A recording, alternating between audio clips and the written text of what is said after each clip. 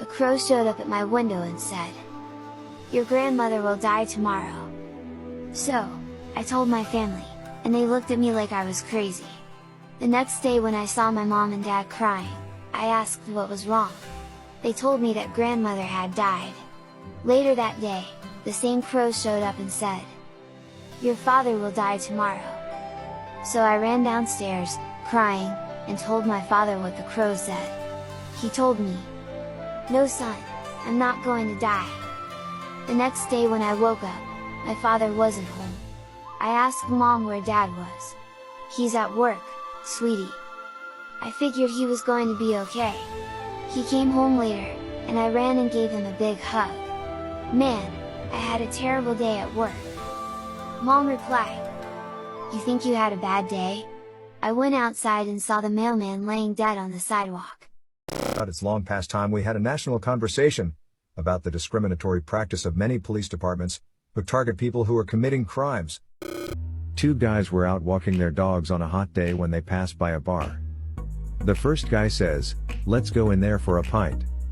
The second guy says, "They won't let us in with our dogs." First guy, "Sure they will, just follow my lead." He goes up to the pub, and sure enough, the bouncer says, "I can't let you in here with that dog." He replies, "Oh, I'm blind and this is my seeing eye dog." The bouncer says, "Okay then, come on in." The second guy sees this and does the same thing. The bouncer says, "You can't come in here with a dog." He replies, "I'm blind and this is my seeing eye dog." The bouncer responds, "You have a chihuahua for a seeing eye dog?" The second guy exclaims, "They gave me a chihuahua?" God is assembling the universe with one of his angels when God asks, "So when it's cold, will make nipples do what?" The angel replies, "Make them hard." God says, "Nice, nice. Everybody loves boobies. How about dicks? Shrink them." God and the angel have a good chuckle over that one. Owing to the rising frequency of human/grizzly bear conflicts, the Montana Department of Fish and Game is advising hikers, hunters, and fishermen to take extra precautions and keep alert for bears while in the field. We advise that outdoorsmen wear noisy little bells on their clothing so as not to startle bears that aren't expecting them. We also advise outdoorsmen to carry pepper spray with them in case of an encounter with a bear. It is also a good idea to watch out for fresh signs of bear activity. Outdoorsmen should recognize the difference between black bear and grizzly bear poop. Black bear poop is smaller and contains lots of berries and squirrel fur. Grizzly bear poop has little bells in it and smells like pepper. Jack walked into a sports bar around 9:58 p.m. He sat down next to a blonde at the bar and stared up at the TV as the 10 o'clock news came on. They were covering a story about a man on a ledge of a large building about to jump. The blonde looked at Jack and said, "Do you think he'll jump?"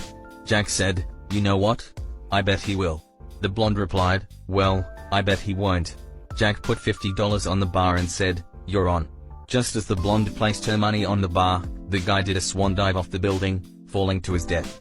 The blonde was very upset and handed her $50 to Jack, saying, "Fair's fair. Here's your money." Jack replied, "I can't take your money. I saw this on the 5 o'clock news and knew he would jump." The blonde replied, "I did too, but didn't think you'd do it again." Jack took the money. I want to punch you in the mouth. Softly. With my own mouth. Because I like you. The doctor told his patient, "I'm sorry but you suffer from a terminal illness and have only 10 to live." What do you mean, 10? 10 what? Months? Weeks? 9.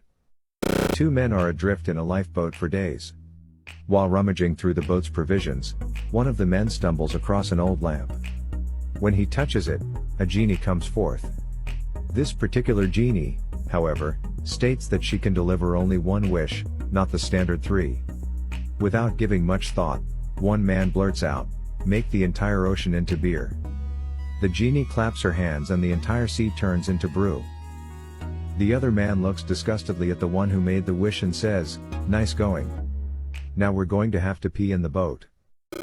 Knock, knock. Who's there? It's the police. What do you want?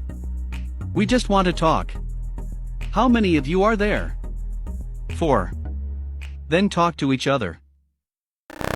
Sometimes you meet someone, and you know from the very first moment that you want to spend the rest of your whole life without them. When I'm feeling down, and someone says, "Suck it up," I get the urge to break their legs and say, "Walk it off."